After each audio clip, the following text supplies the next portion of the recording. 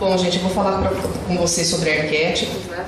Aí logo na primeira página da segunda parte da apostila, quem está acompanhando, página 9, a gente já tem uma imagem muito bonita de um arquétipo que é conhecidíssimo do ser humano na antiguidade, né, lá nos tempos primitivos, aqui no caso personalizado por uma figura grega, né, que eles chamavam de Gaia ou de Geia.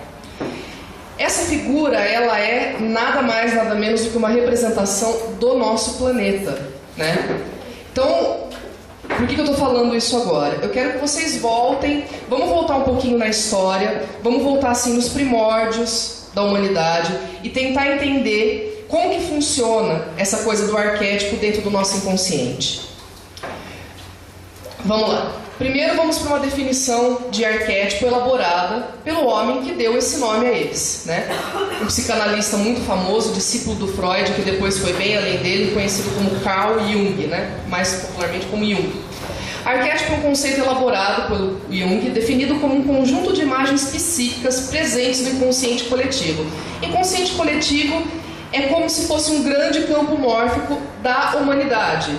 Todos nós compartilhamos ele. São ideias que ressoam no universo, que todo homem, toda mulher toca mentalmente. É um lugar onde todos nós nos comunicamos juntos, certo?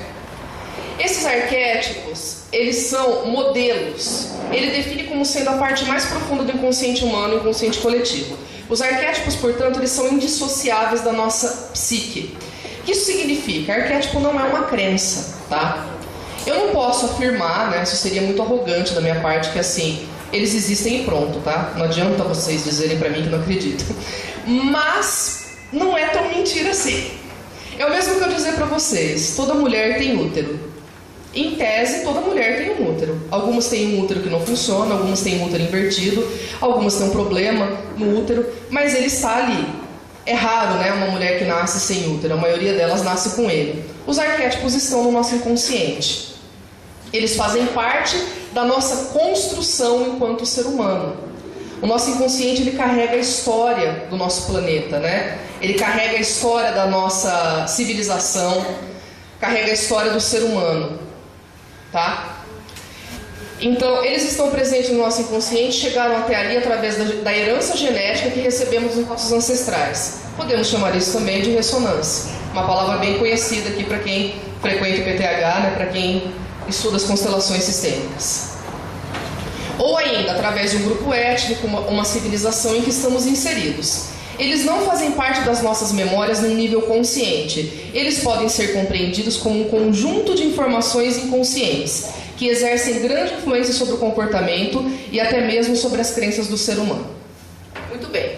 Então, arquétipos são modelos, tá? Vamos resumir a uma palavra para ficar mais fácil de falar sobre ela. Então, de onde que eles vêm? Suas origens são tão antigas quanto a nossa própria existência. Estão calcadas em crenças repetidas ao longo de milhares de gerações, eternizadas através da tradição oral, da difusão de histórias construídas ao longo do tempo, que deram origem às mitologias, lendas e contos de fada. Por que nos identificamos com histórias? Porque elas são construídas a partir de arquétipos, fato, que habitam o nosso inconsciente. Por mais éticos que sejamos, muitas vezes nos identificamos tanto com o herói quanto o vilão de uma determinada história. Vocês já se viram torcendo para o vilão de uma história? Isso acontece muito ultimamente, né? Por que será? Ambos arquétipos fazem parte do nosso imaginário e representam uma expressão autêntica do nosso inconsciente. Talvez isso explique o fato da figura do anti-herói ser tão popular, pois ela reúne o melhor e o pior de cada um deles. Então, assim, todos nós temos essas duas polaridades. Aqui no Ocidente, como é que eu posso dizer? Essa dualidade, que a gente chama de bem e mal, claro e escuro, ela é muito comum. No Oriente, ela não é tão clara assim. O homem do Oriente, ele vê as coisas como um ponto de equilíbrio. Ele busca, pela sabedoria dele, aquilo que ele chama de caminho do meio, né? Que a gente traduziu na nossa língua como caminho do meio. Por quê? Porque ele entende que Deus não é uma expressão de bondade. Deus é tudo. Deus é um ser uno. Ele abriga tudo dentro dele. A polaridade positiva, a polaridade negativa, feminino e masculino. Deus não é um homem, Deus não é um cara. Deus é tudo. Ele carrega nele o princípio feminino e masculino. Essa é a visão tá? Da cultura oriental, que particularmente eu me identifico muito. Então, assim, quando eu falo em deuses e deusas, eu não estou necessariamente falando de uns caras poderosos que estão lá em cima. Eu estou falando de expressões do divino que podem se manifestar na natureza e que eu personifico através de um mito, porque isso me ajuda a compreender como elas funcionam, certo? Algumas pessoas acreditam em deuses, outras não. Algumas pessoas acreditam em santos, outras não. Mesmo pessoas que seguem o mesmo livro sagrado, como a Bíblia, por exemplo, algumas acreditam que existiram santos, outras falam, não, eu não preciso de santo, eu rezo para Deus. São maneiras diferentes de interpretar a mesma coisa, mas os arquétipos estão presentes em todas as sabedorias, em todas as culturas, em todas as religiões. E muitas vezes o mesmo arquétipo, ele só foi reelaborado através de um mito ou de uma história, para quem acredita, de maneiras diferentes. Quem conta o conto dá um colorido diferente, mas o arquétipo muitas vezes é o mesmo. Pode passar aqui. A grande mãe. Tudo bem, Gaia, pode voltar na Gaia, por favor. Gaia é uma das personificações da grande mãe, que é o primeiro arquétipo que eu vou discutir com vocês. Pode voltar. Estou aqui hoje para discutir arquétipos femininos, né? Então, muito bem. A primeira identificação arquetípica que o ser humano, que o Jung acredita que o ser humano teve, foi essa figura da mãe, personificada em primeiro lugar através do planeta Terra, a mãe natureza. Por que a Terra é considerada uma mãe?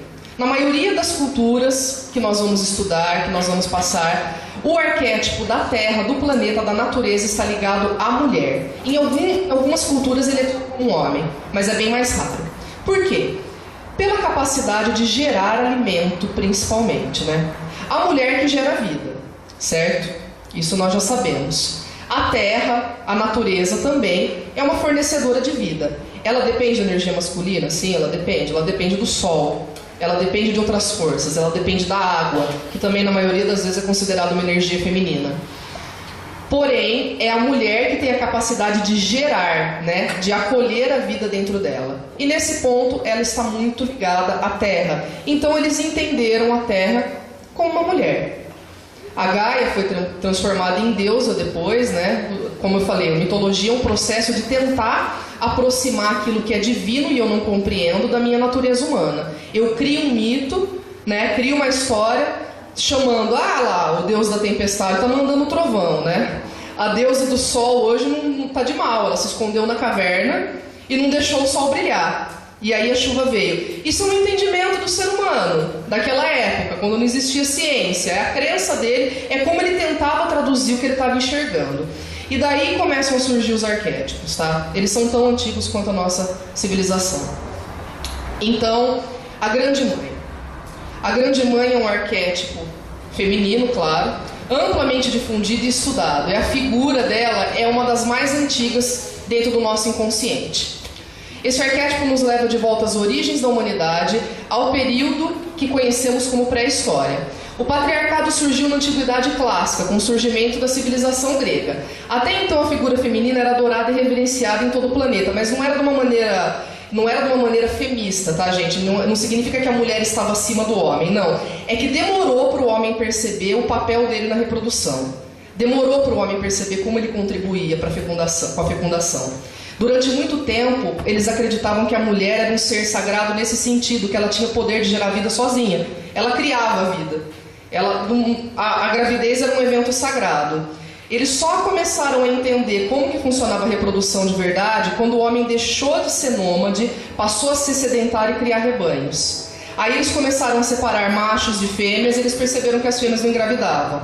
Aí eles começaram a compreender o processo, a participação do homem na reprodução. Até então, a geração da vida era tida como um milagre, como uma experiência mística que acontecia com a mulher.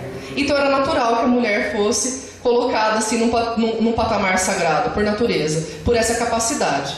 Essa capacidade não deixa de ser real, não, ela é real. Somos sagradas, temos essa capacidade de gerar. Mas hoje a gente sabe do papel importantíssimo do homem nesse fenômeno, né? Não podemos negar que ele contribui com a semente, né? Hoje a gente já sabe disso. Mas naquela época isso não era convencido, tá?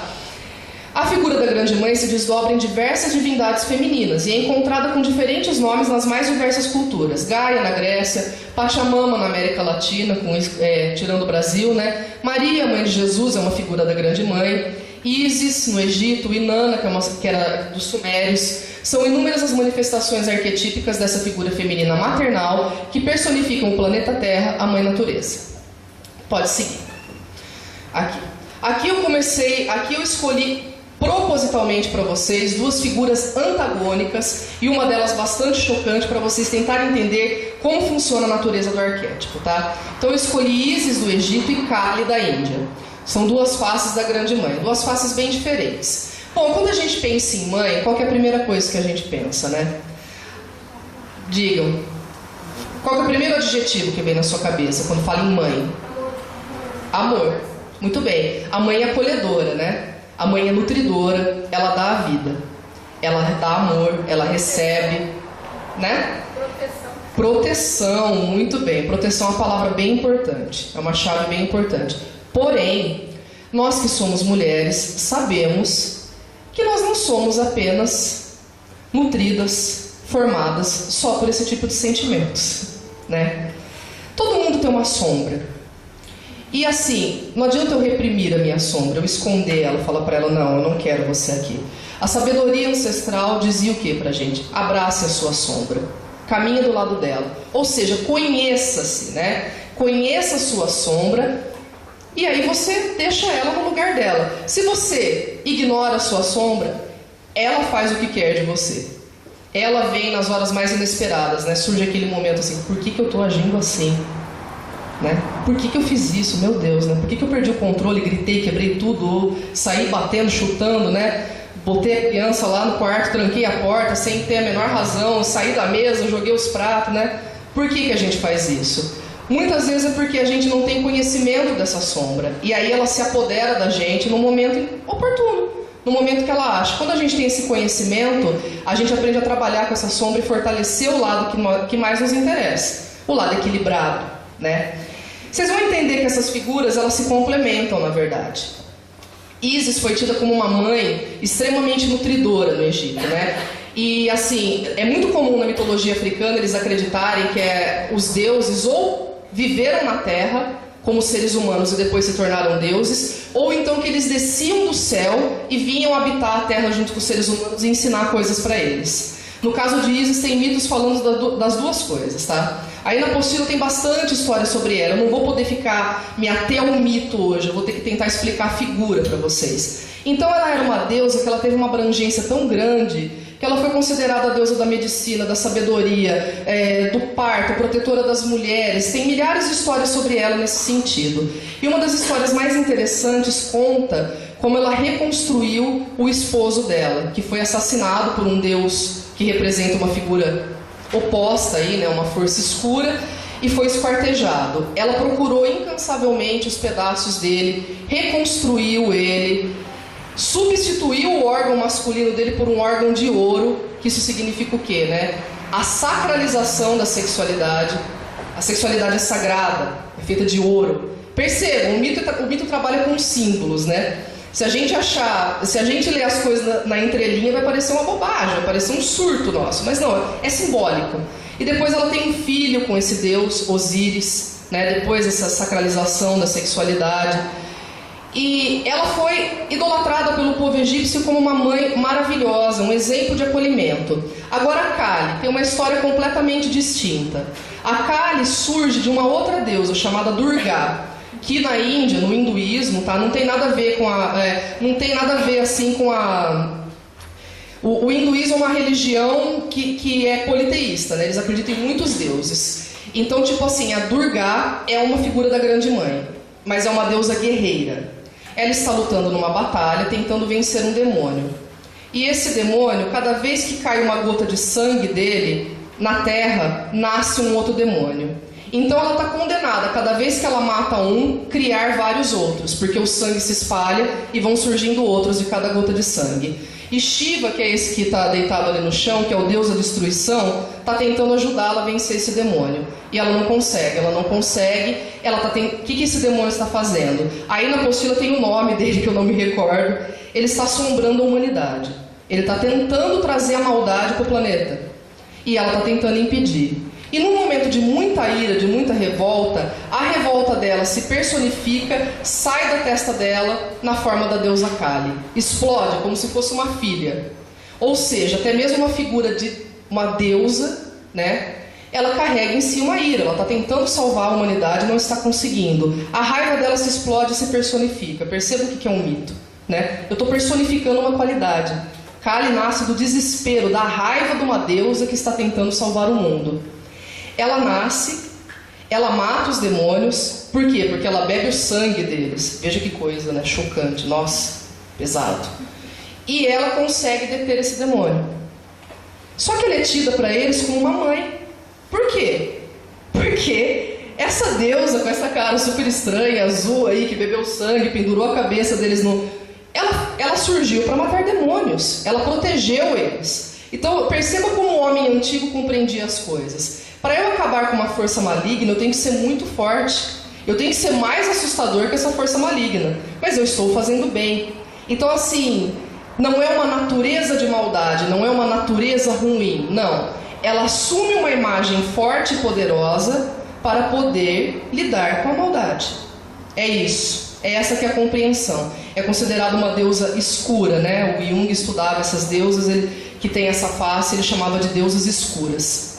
Mas ela é uma mãe. Para eles, ela é uma mãe acolhedora. Ela salvou o mundo. Ela impediu que o mal viesse para o mundo na forma que ele viria. Viria de maneira muito mais pesada. Ficou claro para vocês como é que isso funciona? Então, assim, é importante a gente entender que nós temos dentro de nós o potencial das duas polaridades. Aquele que floresce é aquele que a gente alimenta.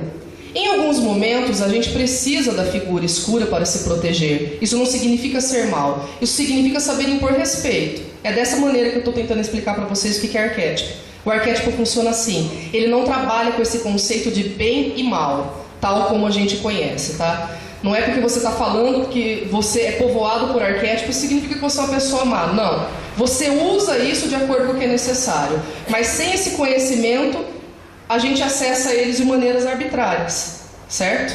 Pode passar. Esse foi um conhecimento da Grande Mãe. Agora eu vou falar um pouco para você sobre os arquétipos mais estudados pelo Jung, que são as deusas gregas. Por que ele se concentrou tanto no panteão greco-romano, né? Naqueles deuses lá do Olimpo, da Grécia? Porque a Grécia é o berço da civilização ocidental. O mundo tal qual existe hoje, a gente conhece, muito do que a gente tem na nossa sociedade vem da Grécia, né? O conhecimento de arte, de política, de filosofia, tal qual a gente entende, nasceram ali. Então é o berço da civilização ocidental, é por isso que ele foi fundo no estudo dessas figuras. O Olimpo, que era um monte que tinha na Grécia, considerado sagrado, a mitologia diz que ele era habitado por 12 deuses, tá? E 6 deuses e 6 deusas. E eu vou falar um pouquinho para vocês. Tem uma frase bem interessante aqui, ó, na apostila, na página 14, de uma historiadora de mitologia. Ela é uma psiquiatra também, psicanalista junguiana. Ela é chamada Jean Bollen. Ali no começo da página 14. Somente quando as imagens se adaptam aos sentimentos da mulher é que as deusas são úteis, porque os arquétipos realmente não têm nome. Então entenda uma coisa, arquétipos não são deuses, arquétipos são modelos. Herói, vilão, guerreiro, bruxa, mãe, esposa, isso é o arquétipo. As deusas, os mitos, os contos de fada, eles servem para ilustrar os arquétipos, eles ajudam a gente a compreender como eles funcionam.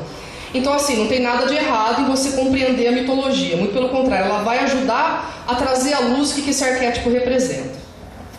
Então a primeira figura que a gente vai estudar aí, vai dar uma estudada, é Artemis, né? Que na mitologia grega era chamada de Artemis, na mitologia romana de Diana. A irmã competidora é o nome que a Jean Bollen, uma das historiadoras que eu me basei para fazer essa apostila, deu para ela.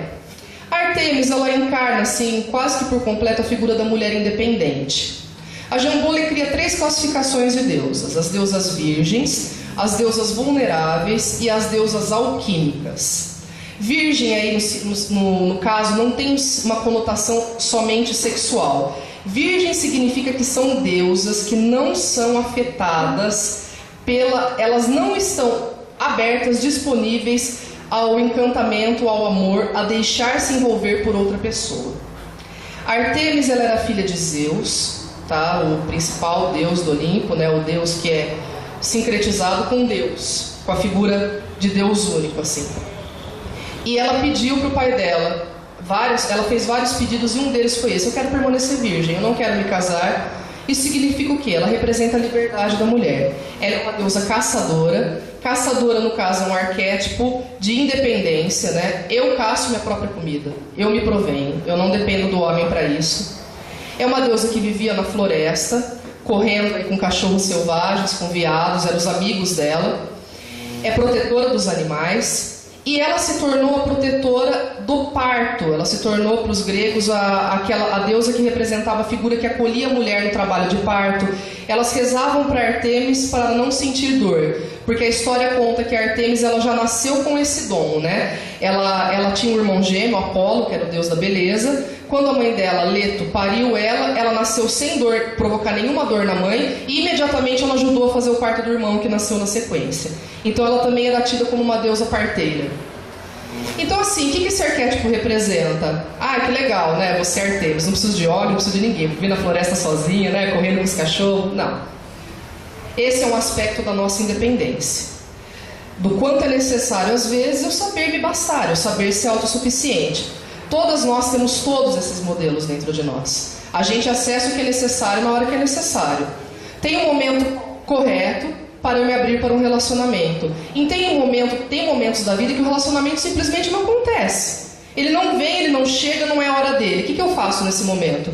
Nesse momento eu me mantenho Artemis ou Atena, eu me mantenho uma deusa virgem, me mantenho num momento de que eu estou caminhando pelas minhas próprias pernas e desenvolvendo aquilo que é necessário para o meu desenvolvimento como ser humano. Eu não posso depender desse contato com o outro, dessa interação homem-mulher para me realizar.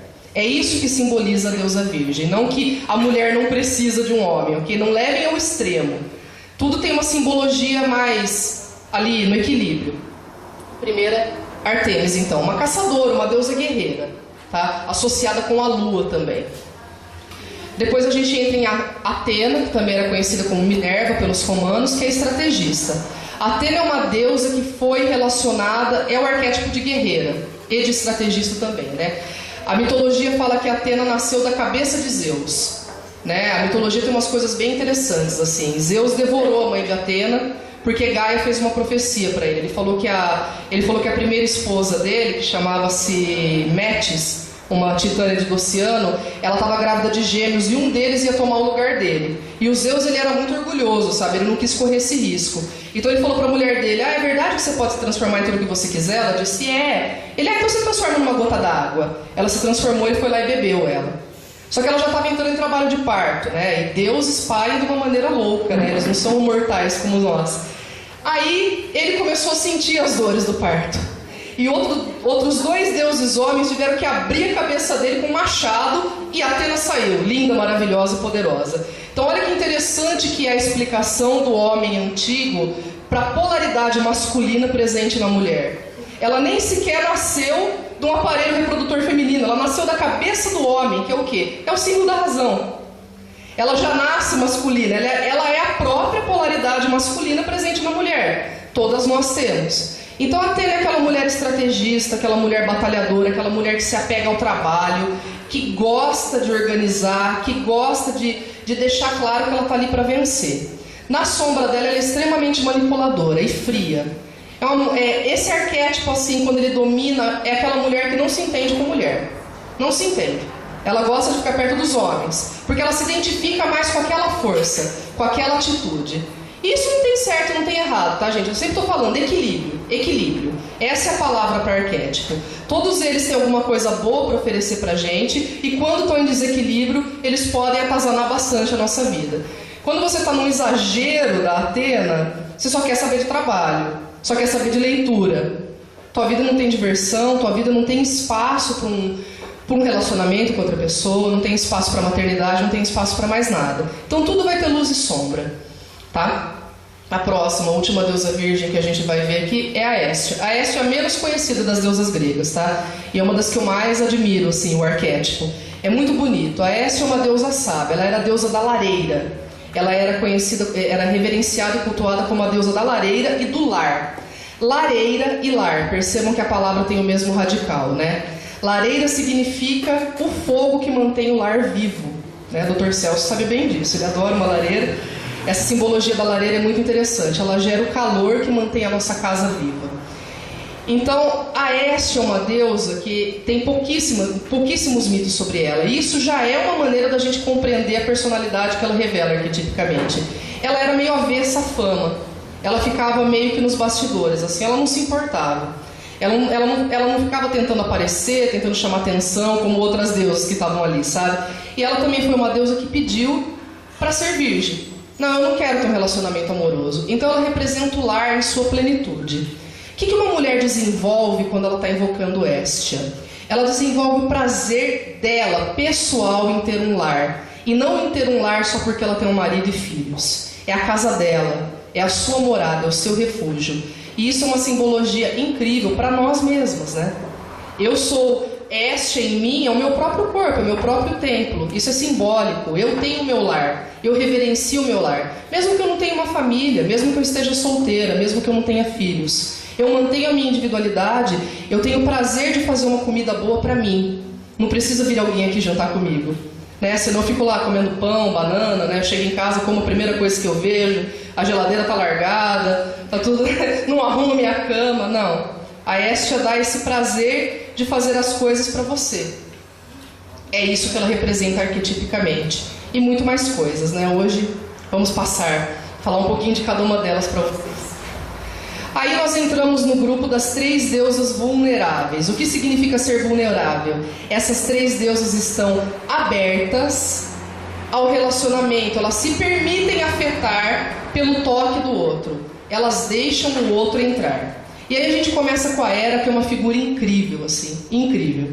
A Hera era tida pelos gregos como uma mãe. Ela era cultuadíssima, reverenciadíssima, mas o poeta Homero, que é uma das principais referências que nós temos da civilização grega, ele chamava ela de megera, de cobra, venenosa. A planta, né, é a Hera venenosa, tem até música. O que acontece? A Hera, ela é esposa, por natureza. A sua maior realização é ser uma esposa. E ela se casa com Zeus. Leva muito tempo para eles chegarem nesse impasse, nessa decisão. E a lua de mel deles acaba durando 300 anos.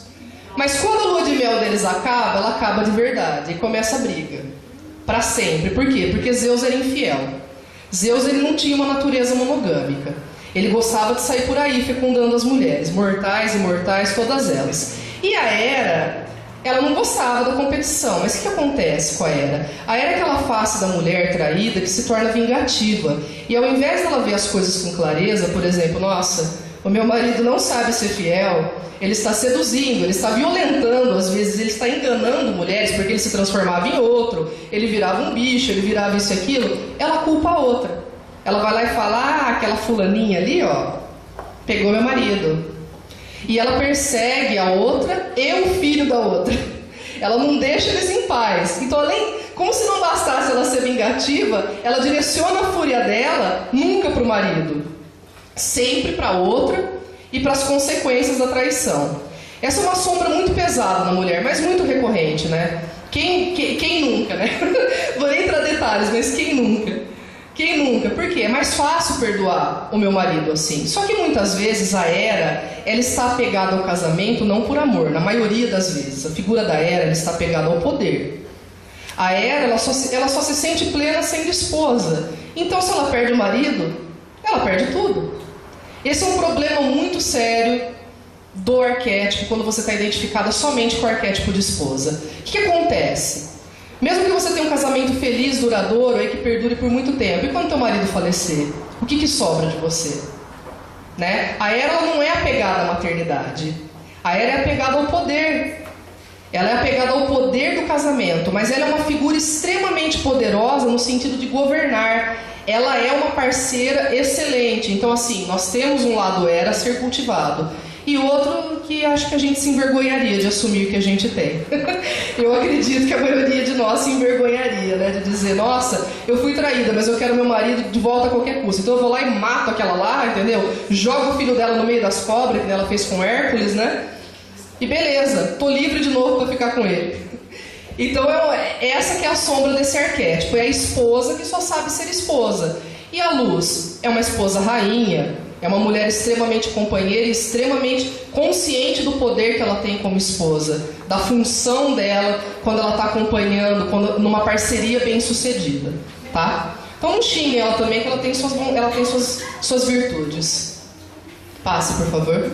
Aí a gente entra na Deméter e na Perséfone, que eu coloco junto porque são dois mitos inseparáveis, tá?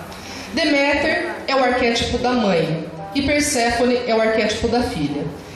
O mito mais bonito que eu encontrei na internet, eu coloquei na apostila, eu traduzi, tá? Estava em inglês, eu traduzi ele para vocês, é belíssimo, que conta a história das duas. Deméter é a deusa da colheita, ela é a deusa provedora, a deusa dos cereais. Então ela é responsável pelas estações do ano, ela que fornecia o alimento. Novamente a gente vê aí uma figura de mãe como nutridora, né? Como aquela que dá acolhimento, como aquela que fornece alimento para todos os seres humanos. Então Deméter era adoradíssima pelos gregos e pelos romanos. O que acontece? A realização maior de Deméter veio através da maternidade, quando nasceu sua filha Perséfone, que ela deu para ela o título de rainha da primavera. Então o que a mitologia fala? A mitologia fala que naquela época só existia verão e primavera, que o mundo era uma felicidade, era tudo lindo, maravilhoso. E Perséfone corria livre pelos campos, espalhando as flores, e a mãe dela sorrindo, né, trazendo a comida, trazendo o alimento para o povo. Até que um dia, o Zeus, que era pai da Perséfone, ele trama com o irmão dele, Hades, que é o deus do submundo. Mais uma vez eu chamo a atenção para vocês essa figura, tá? Esse cara que é o deus do submundo, ele não é tido como um diabo. É uma aproximação errada, tá? Não é isso. Esse deus do submundo é responsável por gerenciar este lugar para onde vão as pessoas que não se sentem bem consigo mesmas quando falecem.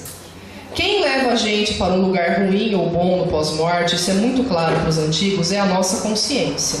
Não é Deus que aparece com o dedo te dizendo, você vai para o inferno. Não, é você. Você se desliga do corpo, não se sente bem com o que fez e vai embora. Quando você chega nesse lugar, você tem que ser recepcionado por alguém. Você tem que passar por um aprendizado, por um castigo, seja lá como você entende isso. Hades é o dono desse lugar. Ele é forte, ele é um cara meio estranho, mas ele é um senhor do karma para os gregos, ele não é o diabo. Entendo que essa figura não existe nas religiões antigas, né? São arquétipos diferentes, bem diferentes. Então um dia Hades e Zeus combinam dele ir lá e raptar Perséfone, porque ele está apaixonado por ela. E criam toda uma história, Perséfone acha uma flor mágica, abre uma rachadura na terra, o Hades vem com a carruagem dele e leva ela embora. E aí o que acontece? A mãe dela entra em desespero profundo. Essa é a depressão, uma das depressões mais conhecidas no universo feminino, uma depressão causada pelo arquétipo da mãe quando o filho sai debaixo da asa dela. Né? A depressão associada, sabe, a síndrome do ninho vazio? A gente fala muito disso.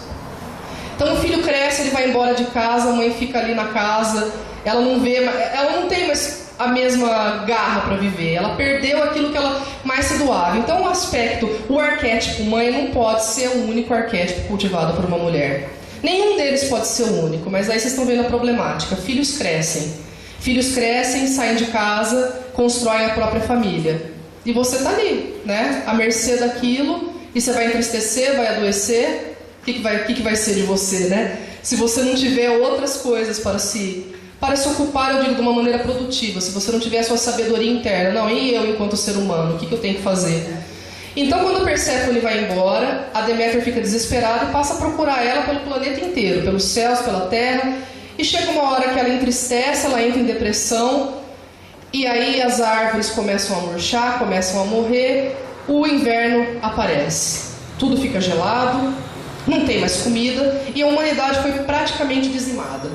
Praticamente, morreu muita gente por causa do inverno muito rigoroso, porque Deméter se recusava a fazer comida para o povo.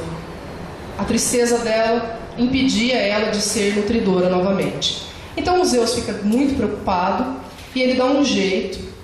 Ele vai lá e negocia com o Hades. Olha, o negócio é o seguinte, vou mandar um mensageiro aí e você vai devolver a menina. Nós vamos ter que fazer um acordo porque não está muito legal o negócio lá em cima, né? Meus filhos estão tudo morrendo, não tem comida, o planeta está feio, vamos dar um jeito nisso aí.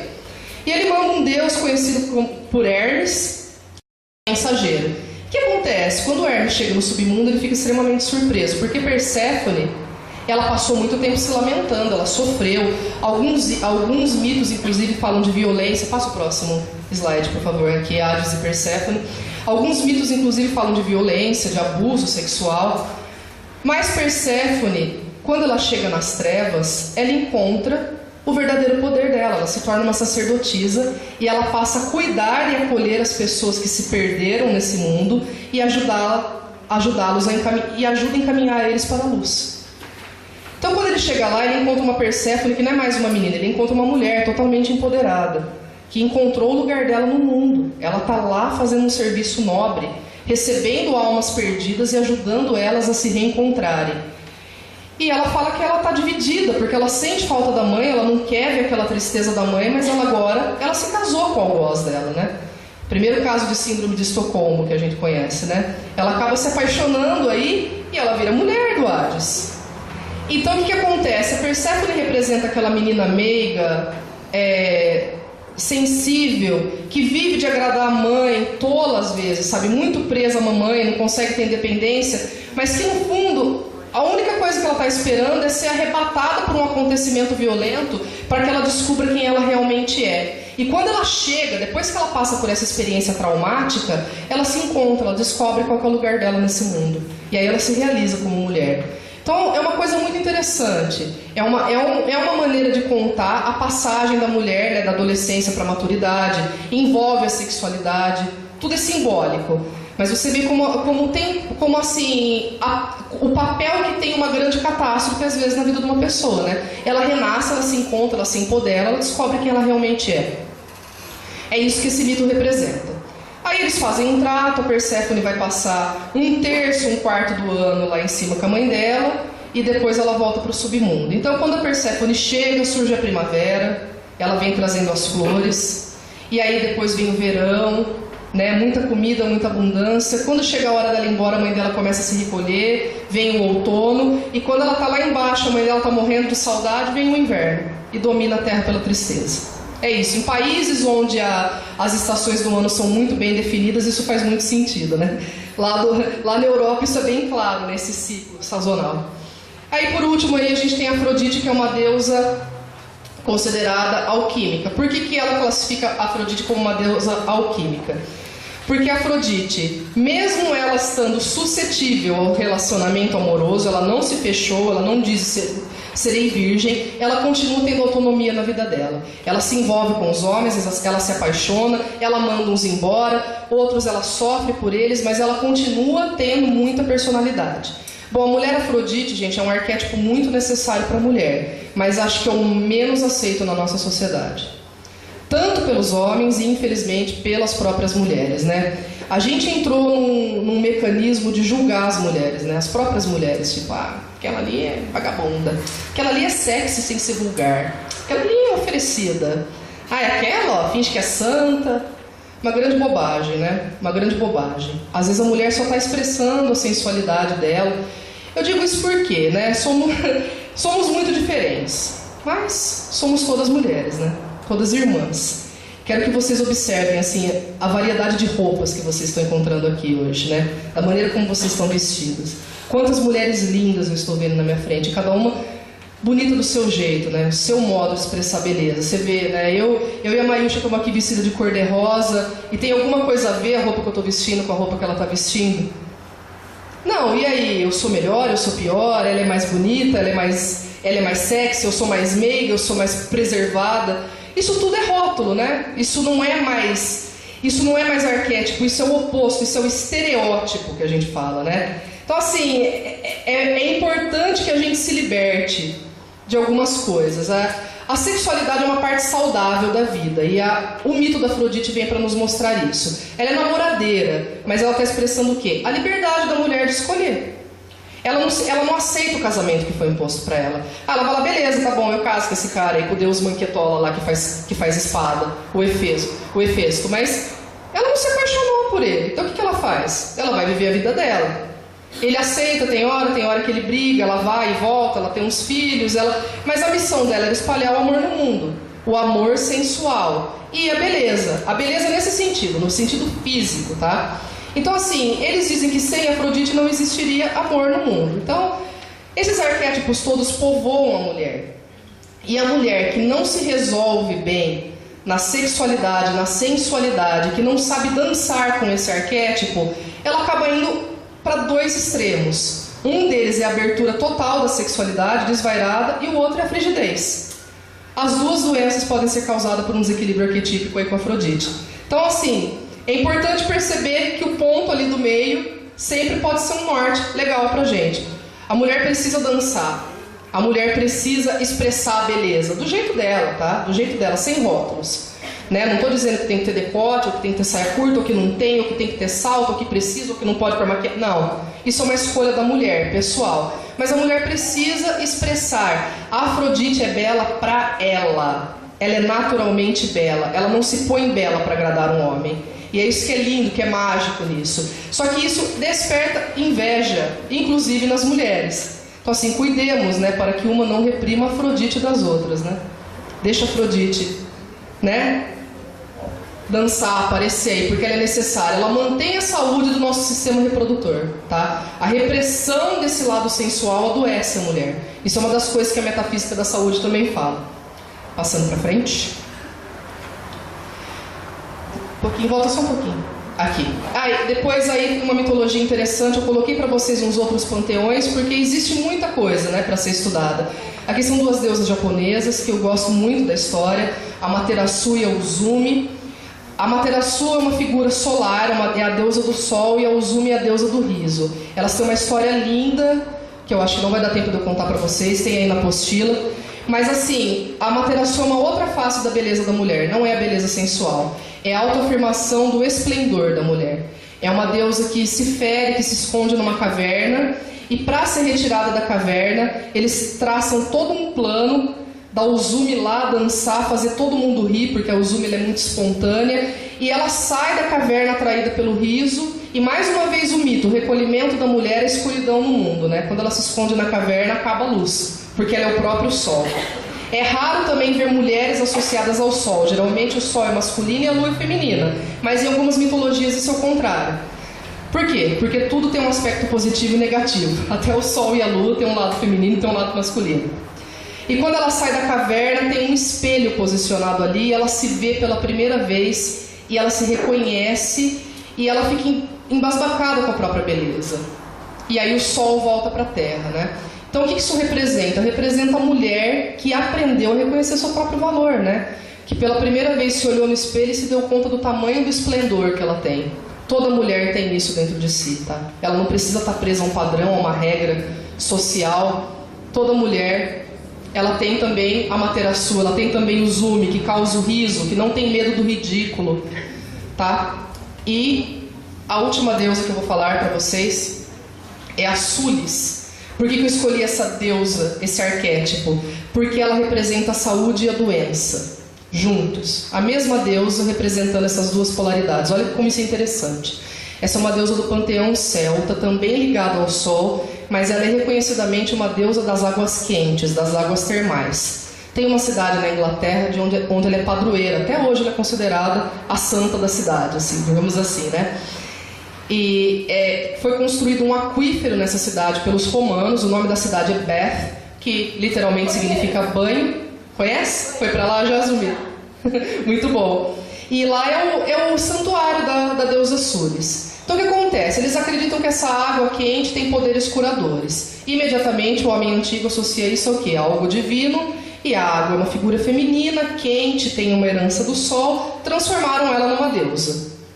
Só que acontece, também foram encontrados muitos registros de pessoas pedindo, escrevendo para essa deusa, pedindo assim que ela trouxesse a doença para o fulano que está devendo dinheiro para ele, que ela trouxesse a doença para aquele marido que traiu. Então a mesma deusa que é invocada para a cura, é invocada para causar doença nas pessoas. Por que será que isso acontece? Porque o mesmo arquétipo carrega duas polaridades, né? Eu escrevi aí para vocês sobre isso, inclusive eu fiz um artigo sobre esse arquétipo lá no site do PTH semana passada, que é o seguinte, né? O antídoto está contido dentro do próprio veneno. Então, o mesmo princípio que me adoece é o meu princípio curador. Tudo depende da quantidade que eu ingiro, certo? Então, assim, essa foi uma pequena passagem que eu fiz aí sobre os arquétipos para vocês. Bom, dentro aí da nossa apostila tem uma dinâmica de meditação, tem várias receitas, tem várias coisas que eu e a Mayusha colocamos. Venha para cá, Mayusha, se junte a mim novamente. E assim, não temos tempo para colocar tudo em prática. Eu queria apenas ensinar para vocês algumas coisas assim que podem ajudar vocês a se conectar com o feminino, né? Só dê uma passadinha, Márcia, por favor, só para elas visualizarem um pouco sobre essa meditação que eu coloquei aqui. Essa meditação que tem na apostila para equilibrar os centros lunares é uma das meditações que eu considero mais completa para a mulher, tá? Essa meditação ela é muito simples, bem simples. Essa é a postura para ela ser realizada. Depois eu vou demonstrar um pouquinho para vocês. Passa um pouquinho para mostrar como é que funcionam as mãos. Existe um mantra aqui que a gente chama de Satanama, e cada uma dessas sílabas a gente vai pegar em um dedo. Sa-ta-na-ma.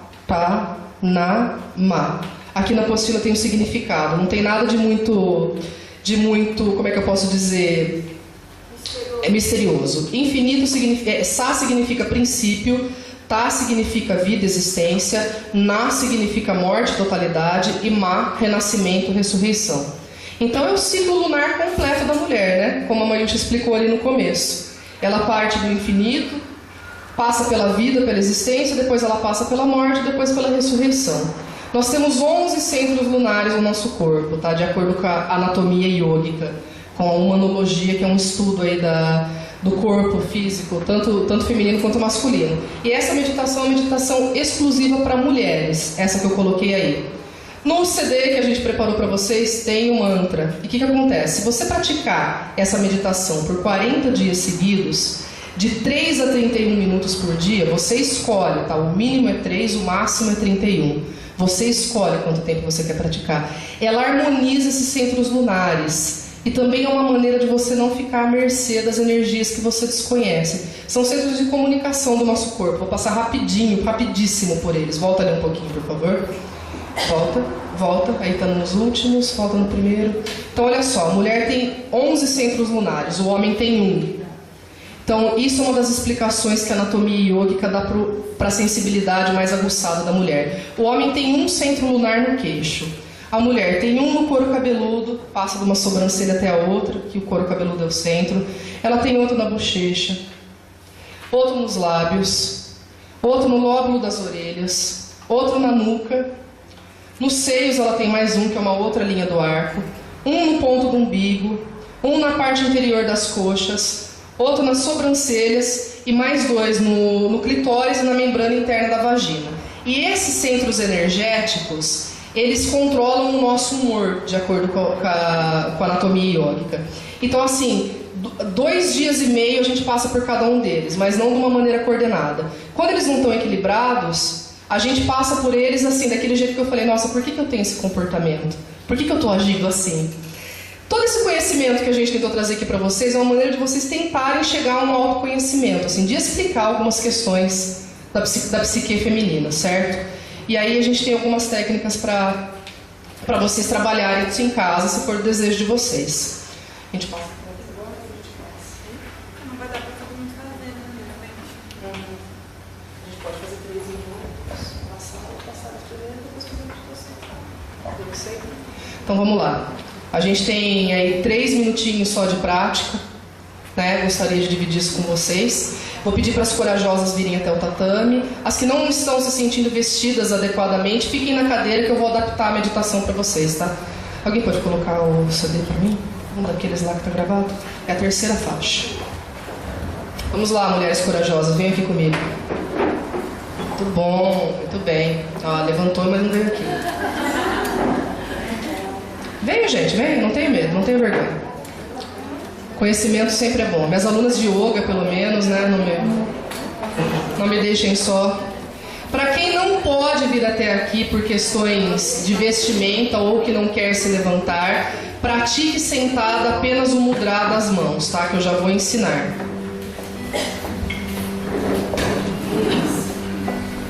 Eu vou demonstrar. É o que é junção, tá? Vocês olhem para mim. As mãos. Quem está sentado, faça com as duas mãos.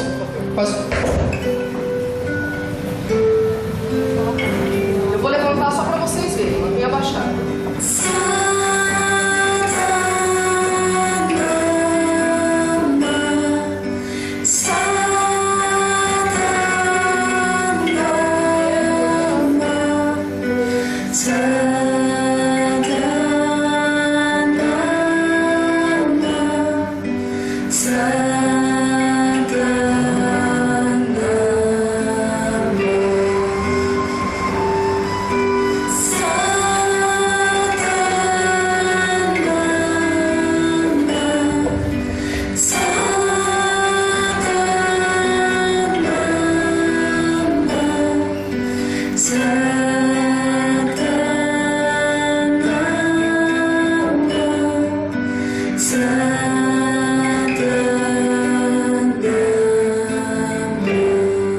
Pode só mentalizar uma.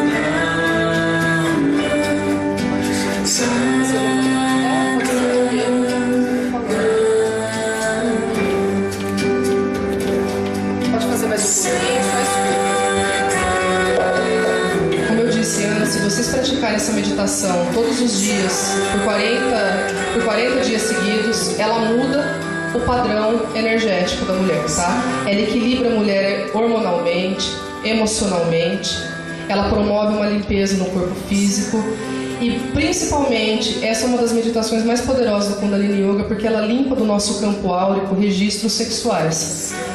Existe essa crença na anatomia iônica. O homem ele se limpa sozinho, a mulher carrega esses registros na aura dela, certo? Quando ela faz essas meditações usando o Pandi Shabad, que cria esse mantra aí, Satanama, ela se limpa dos registros, tá certo? Por isso que eu escolhi essa meditação para vocês. Bom, espero que a gente tenha mais tempo no futuro para eu desenvolver essas práticas com vocês. Hoje foi só uma pequena pincelada. Muito obrigada, mulheres corajosas. Palmas para elas por me ajudarem nessa dinâmica. Então é isso. O tempo hoje é curto, é limitado. Para encerrar, essa posição ela está alinhando todos os centros, ela está colocando todos eles no mesmo nível. Isso significa nada é mais importante, tá? Eu estou dando. Pode ser feito na cama, pode ser feito na cama. O ideal é que seja no chão, mas não precisa ser um chão sem nada. Você pode colocar uma borracha, um tapete confortável, tá? Um cobertor. Para encerrar, não? É mesmo? Bom. Tá bom. Então, bom, o nosso objetivo é criar aqui com esse evento, né, um espaço para as questões femininas, um espaço para a mulher, onde a gente possa estar trazendo também as nossas dúvidas, as nossas sugestões, que as mulheres façam perguntas, que as mulheres tragam questões pessoais. Já passou ou não? Tá passando. Tá passando um papel para vocês aí, para vocês escreverem as questões que vocês gostariam que a gente desenvolvesse mais aprofundamento nos próximos workshops, né, nos próximos trabalhos que nós vamos fazer juntos. A nossa intenção no futuro, quem sabe, de fazer um curso mesmo, onde a gente possa fazer uma imersão, passar alguns dias, algumas horas juntas mesmo, praticando, né? Aí eu vou poder colocar alguns exercícios da yoga para trabalhar alguns padrões do corpo físico, inclusive que foram abordados aqui, a mudança deles. Quem quiser conhecer mais desse universo que eu e a Mayusha abordamos aqui no workshop, você tem vários caminhos, né? Um deles é frequentar aqui o IPTH, vir conhecer as nossas terapias. Terapia ela não é só curativa, ela é preventiva também, tá? Nós temos as palestras do Dr. Celso, que também são um grande caminho para o autoconhecimento, para a busca da cura, do sagrado.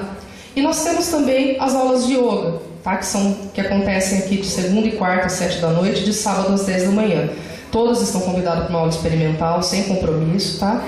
Então, venham fazer parte. A gente vai chamar agora a Milcélia e a Thaís, que elas têm ela vai dar um depoimento para vocês. Ela vai explicar melhor. É uma história bem legal que ela tem para dividir com vocês aqui, tá? Muito obrigada, gente.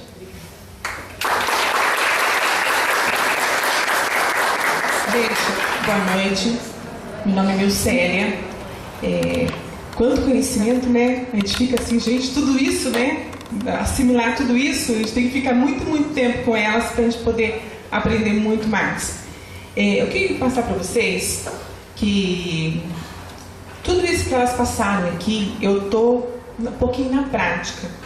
Eu estou passando por como a Mayusha falou sobre doenças, né? Os tipos de doenças que a gente vai desenvolvendo durante a nossa vida. E eu desenvolvi uma doença que eu estou lutando contra um câncer linfático, já fazem quase 2 anos. E em uma dessas conversas com elas, o Dr. Celso me chamou e falou assim, não, vamos fazer um trabalho, um tratamento em cima para a gente curar esse câncer com as terapias. Eu aceitei a ajuda, né, que tudo nessa fase que a gente está passando da vida, nesse desafio que eu estou passando, tudo é bem-vindo. Né? E cada vez que eu passo por uma terapia com elas, eu faço terapia com o Dr. Celso, com a Mayusha, com a Mirella, eu saio diferente, sabe? Eu penso assim, por que eu não fiz isso antes? Por que eu não participei disso antes? Por que eu tive que desenvolver isso que eu estou desenvolvendo em mim, uma doença tão grave, tão séria, para acordar para a vida, para poder vir fazer meditação e terapia. Então, o meu recado para vocês nesse momento, aproveitem essas meninas, aproveitem esse pessoal, esse conhecimento que eles têm, essa disponibilidade que eles têm para poder nos ajudar, que se conhecer, como que eu vou me conhecer? Acho que me conheço nada, gente. Quanta coisa que elas falaram, vão se conhecer. Então, o meu recado para vocês, nós estamos terminando o Outubro Rosa, né? E quanto à conscientização sobre o câncer de mama, mas sobre qualquer outro tipo de doença, que não é só o câncer, outros tipos de doença que a gente pode desenvolver, pelo fato de a gente não saber, né? Não ter noção que tanta coisa pode estar ajudando a gente para que a gente não desenvolva esse equilíbrio que a gente tem que estar procurando, certo? Outro recadinho que eu quero passar é que eu trabalho numa empresa multinacional de cosméticos. Alguém, você deve ter conhecido já a Mary Kay. Alguém já conhece a Mary Kay? E quando a gente fala em cuidar-se, em beleza, isso foi um detalhe que também está me ajudando muito no meu tratamento. Por quê? Porque quando a gente se cuida, quando a gente se ama, você desvia também o mal. Então, a Mary Kay, ela coloca, é muito além, não é só produto de beleza. Por isso que a gente se apaixona, né, Thaís? A Thaís e eu, a gente começou junto na Mary Kay. A gente se apaixona com a Mary Kay porque não é só o produto, é o algo mais que aquele produto pode transformar a tua vida, certo? E essa transformação me ajudou muito, Porque quando eu fiquei, né, passava pelas fases da quimioterapia, chegava em casa acabada, né, ficava aquela semana, aqueles dias derrubada, eu fazia questão de que eu estava mais inteira, né, de ir para o espelho, fazer meus cuidados com a pele, passar minha base, passar meu batom. Eu tinha que me olhar no espelho e me sentir bem. Sabe quando a gente está doente, que a pessoa assim, nossa, coitadinha, quanto mais feia você tá, a pessoa chega com dó da gente, você vai caindo. E eu não queria que acontecesse isso comigo. Então o que eu fiz, o que eu fazia? Eu me acordava, passava minha base, passava meu batom. Quem ia me visitar falava assim, nossa, como você está super bem, estou ótima. E isso me ajudou muito durante o meu tratamento também, tá? Então, pensando nisso, você quer falar alguma coisa também? Pensando em tudo isso, né, Outubro Rosa e tudo mais, nós da Mary Kay, que estamos aqui hoje, que tem a Vivian, tem a Maricela, que é minha irmã, a Silvana, quem mais tem isso? A Gabi, podia levantar para mim as consultoras que estão aqui? Quer levantar? A Sol? Não. A gente quer presentear todas as mulheres com uma sessão de beleza. Todos vocês deixaram o nome e telefone no livro? Acharam? Então, quem não tem alguém que atenda vocês, porque nós temos a regra de ouro, né, que a gente não pode se intrometer no negócio de outra pessoa. Quem não tem uma consultora de beleza, nós vamos estar ligando para vocês, oferecendo essa sessão de beleza, tá? Pensando em quê? Em vender? Não. Pensando em beneficiar vocês a ter uma melhor autoestima, certo? Esse é o nosso propósito. Levar mais beleza, mais alegria, mais saúde, porque se você está bem, você está saudável também. E quem não colocou o telefone e o nome, por favor, se você puder fazer a gentileza de deixar o nome no livro antes de ir embora, que nós queremos presentear vocês mesmos. Então, o nosso objetivo não é vender, tá? É proporcionar para vocês uma autoestima, uma melhora na autoestima. Esse é o nosso trabalho. Por isso que eu falei para vocês, Mary Kay, muito além do batom. É tudo isso que a gente está passando. É a nossa missão. Só para as mulheres? Nós também temos produtos masculinos que são maravilhosos. Hidratante masculino, anti-idade, assim, tudo de bom. Nós vamos presentear os homens também. Pode ficar tranquilo, Dr. Celso. Só falando um pouquinho aqui, como a Lucélia falou, a nossa intenção realmente não é vender, não. A venda é uma consequência do nosso trabalho.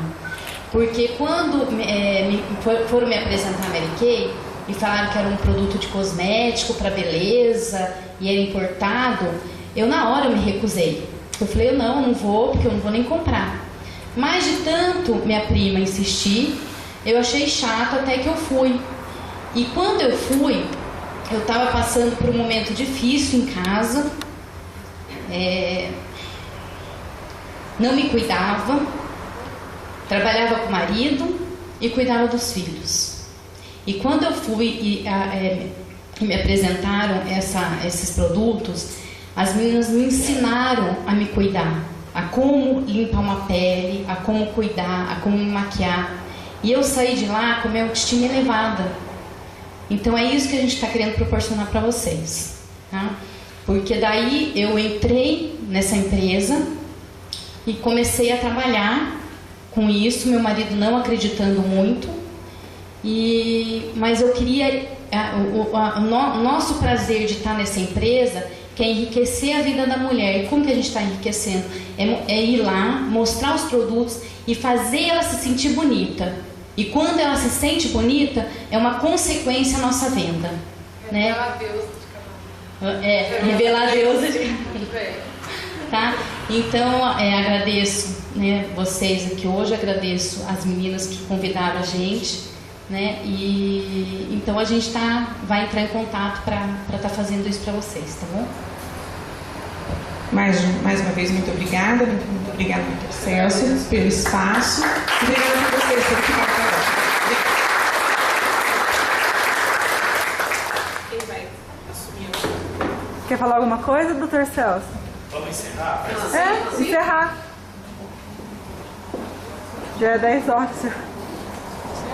Em nome do IPTH, eu quero agradecer a presença de todos, de todas, dizer que é um motivo de alegria para nós, vocês estarem aqui. E quero agradecer a Mayusha e a Mirella, excelente trabalho. Eu pude acompanhá-las através da nossa convivência aqui, a Mayusha até altas horas da madrugada, levantando de madrugada, recebendo a intuição e escrevendo aquilo que ela passou para vocês. E a Mirella também muitas vezes ficou sem almoço aqui para atender e poder preparar esse material. Muito obrigado a vocês. Agradeço.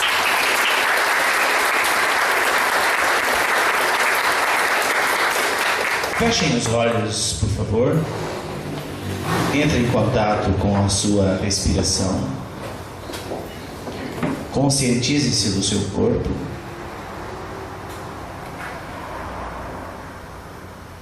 Eu quero neste momento agradecer a luz divina por inspirar a Mirella e a Mayusha nesse trabalho fantástico da elevação da autoestima da mulher. Quero pedir que os anjos ministradores de Deus ministrem-nos durante o sono, para que possamos compreender a grande divindade que somos como filhos de Deus, como filhas de Deus.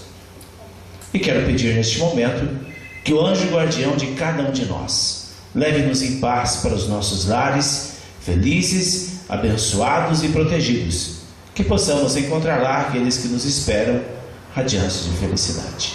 Grande abraço a todos e muito obrigado.